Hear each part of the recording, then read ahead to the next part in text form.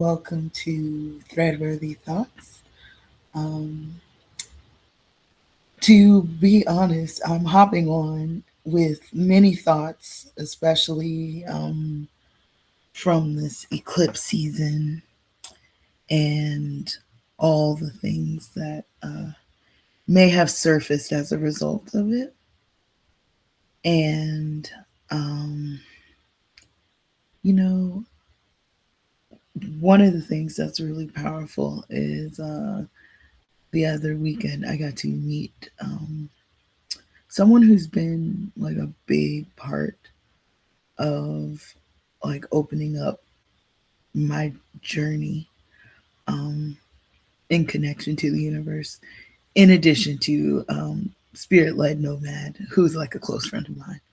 Um, so it was like a really big kickoff to this eclipse season to have joined that webinar.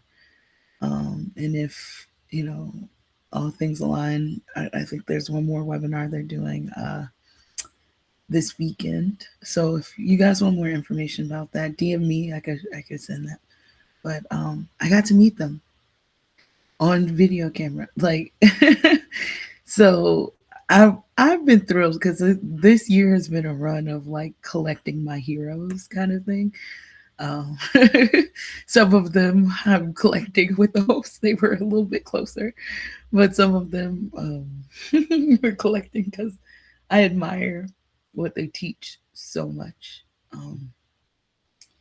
and admire like what they opened up in me. So I said I would do this Threadworthy Thoughts to talk about some of the wisdom I learned over, like, I guess since the last eclipse is the best way to put it. Because I do think it shifted me. Not perfectly. Like, I'm not going to sit here and be like, I am now a perfect, enlightened being. No. If anything, I have to remind myself when I'm in the ebbs and flows of life that the dips, the valleys. Um, I remember seeing one quote. They say the valleys are where the rivers run through, and I was like, "Yo," because these valleys, these valleys are they're tough, hanging tough. So yeah, what are some insights? Last weekend, of course, the theme of this eclipse season, and one of the things they talked about during the weekend was the concept of alignment. And alignment has been a really powerful word for me. And so it tracks. Now, usually, like my group of friends, we select like words that are meaningful around our birthday, and and those words usually are like the theme of the year. I don't know if I picked alignment, but I see it as like a theme over the past like 2, 3 years. But uh, this person, um, which I don't know why I'm being coy about it, like, but yeah, we're gonna keep going. This person talked a lot about alignment being something internal. Um, and the webinar was actually led by two people, and it, you know, once again, if you want to know who, happy to share. It was a big deal. Like my inner friend group, they know it's like a big deal. I met this person because I can't stop talking about them. So that may be a good guess if you follow this channel on like maybe one of the people. And yeah, um, but yeah, one of the things that was talked about was alignment is not external, and that the definition of alignment is it's in here. It's like if you align in here, everything else clicks. And I know that sounds like something so obvious. People are like, duh, that's why I meditate. I align and my chakras become one or whatever. And I'm like, shout out to them chakras. Mine are stacked, but they tend to have like energy like this, like whirling through. And I recognize that a lot of my extra energy that I did not need to exhaust was I was looking for alignment outside of myself. I was being like, Amherst or Threadworthi, same person. uh, me, are you paying attention enough to the people out there to read their social cues to know if you belong or not? Like that was like a big thing I was doing. I would be freaking out because I would be like, I don't know if I'm paying enough attention to the person or people in front of me to know if I'm in alignment with them or not. And so I would be beating myself up for missing obvious social cues. Now, some people may be surprised that like I carry some of the social anxiety because people who meet me, they know I'm razzle dazzle jazz hands. Like I'm like da da da da da da. Wow, like that's usually how I scoot into the party. Is to be like, wow, energy. But I was realizing though, I may be razzle dazzle on the outside. I was freaking the F out on the inside a lot. And part of it was like this fear was like, am I going to miss it?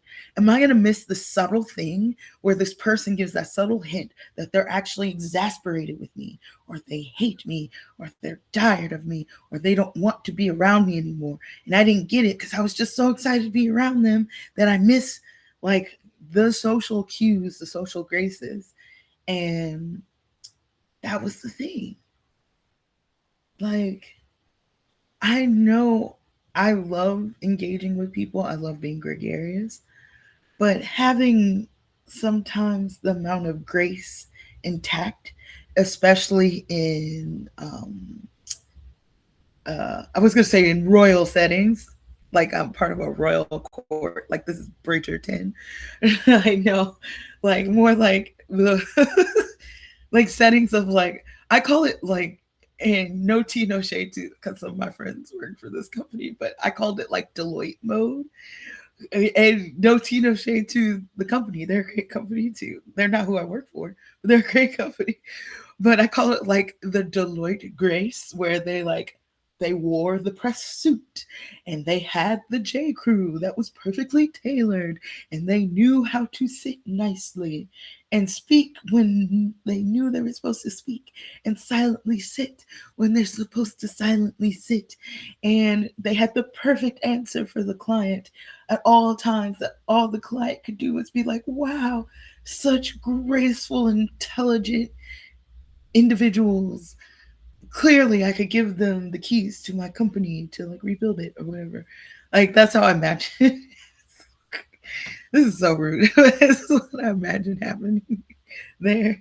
But once again, no tea, no shade to Deloitte. I have a lot of friends who work and or worked for Deloitte for almost a decade, and they are actually incredibly graceful, tactful, intelligent people who are brilliant representatives, and a lot of them have went out on their own and have built like large things because they have the tenacity to do so. So I'm brought in that example because that's some of the examples of grace, of like experiencing self under the pressured energy of others and the expectation of others. And I knew that was something I struggled with. Um, so the reason why this is important is because the definition of alignment and that gentle reminder that like the whole point of life is to experience me, just like the whole point of your life is to experience you and to let what the definition of you unfold, and that it's not static, it can move to however you want to create and be. But the recommendation is to create the self that you're excited to be, that it feels glorious, that it lends to feeling heavenly, that it lends to having the best time and feeling like your fullest and highest self. Like that is the point. So I was really grateful for that webinar because this group of two talked about portals. They talked about like, you're over here so focused on the treasure when the whole point is the portal. And recognizing whether it's the treasure, the portal, the air, the spirit, the body, the mind, all of it is you. So why are you so freaking out about all the gloriousness you're about to receive, whether you're worthy enough to receive it or not? Why are you over in that when it should be like, if I sit in the fullness and honesty and authenticity, that is me, it is easy to receive like all the infinite that is around. Not just me, you too. This is not exclusive to any person. And I also when I go into these like everything is magical tangents, I do hold space that there are people who go through unimaginable things. And sometimes I'm like, is it rude to be like, there's magic in the world? My prayer has always been whoever goes through anything, including some of the darkest things that they did not like deserve simply because of, I don't know, the desires and designs of others. I still want, especially those people, to come across magic of who they are, come across the magic of surviving and stepping into their fullness once that situation is stepped around. Or even like this is peak tier like enlightenment. Finding that magic or the intuition to protect, the intuition to remain whole in the place of chaos and violence, and still have like their warmth and generosity and compassion intact, and the desire to live life more fully. Like, that's what I pray for. But I know that's so much easier said than done. And so when I go into my like the God, the universe is infinite spiel, I do want it noted that I still hold space for so many layers of people who go through so many things. And yet it is those people I want magic to reach them the most. I want protection to reach them the most. I want liberation to reach them the most. I want their like inner light to continue fighting until the chaos is over. I want that power and energy to reach them. I want that light to reach them too. So I did want to give that caveat. But going back to the threadworthy thought of alignment and alignment being internal, excuse me. I I don't know. I've been grateful for the message about the answer is not external, it's internal. Listen, I feel like I look fabulous in my new dress today. Like, I feel like I've been embodying my best self, like, and excited for how myself expands, right? I do feel beautiful. Um, But I always didn't feel that way. And I definitely did not receive messaging that I should feel this way. In fact, I frequently receive messaging that I should not feel this way. That, like, because my body is big and black and disabled, it should be fixed. Um, and it should be hidden or not, like, desirable. I got that messaging all the time. It was literally like this year I've made a conscious decision to stop listening to it. Like, That's part of the reason why I chopped my hair. Like, I don't know what crazy color it's going to be this week. Like, but the whole point was I'm not listening to other people define how I feel on the outside and inside.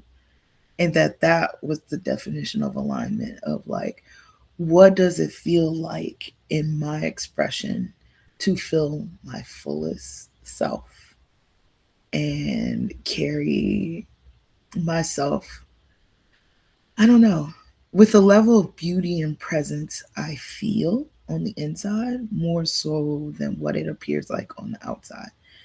And I've posted a couple of my Threadworthi thoughts already. There was one more I recorded, and I don't know if that one's going to come first or this one is going to come first. But I'm going to briefly touch on what stayed with me with that recording was about how I felt myself, especially people I held close to my heart, how I compared my appearance to theirs and felt less than, and how detrimental and uncool that felt, and how important it was for me to stop. Um,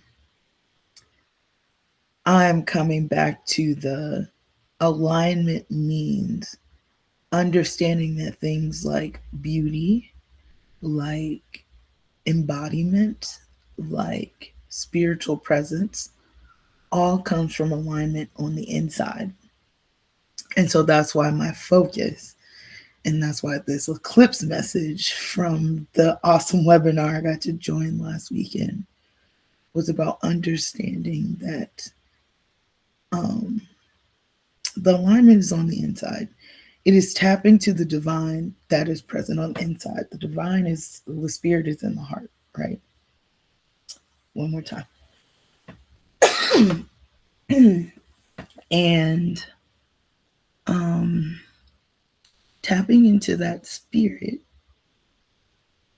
has been, I think, what has finally, like, I got it, of flowing from the inside out, like flowing forward. Instead of being so freaked out of if I'm picking up on external social cues of my alignment. So I do want to, bring this on home of, first of all, the encouragement of, if there's comments or things one wants to share about your definitions of internal alignment and how does it feel like? How does it feel like when you know you're carrying it? Um, to my favorite alchemy cohort buddies that follow me, first of all, I'm so grateful y'all do. And the encouragement, just like with Twitchy, which is Furballs, which I always recommend y'all check out. Which it's Twitchy, which just writing free form, 1,000+ words, usually on subjects she's super versed about, like alchemy, philosophy, religious contexts, geopolitical entanglements. I hate I have to code word it because it's much more atrocious than that, but um, for sake, right now, that's all I'll do. Um, but I'm grateful for the alchemy cohort that y'all follow me, and this has definitely been an exercise of like the albedo of understanding, of alignment, and understanding that the above is the below, is connecting what is inside of me and saying that connection, the above is here. So what does it feel like in here? What does the above feel like in here? And how does it feel like it clicks in alignment through all of me?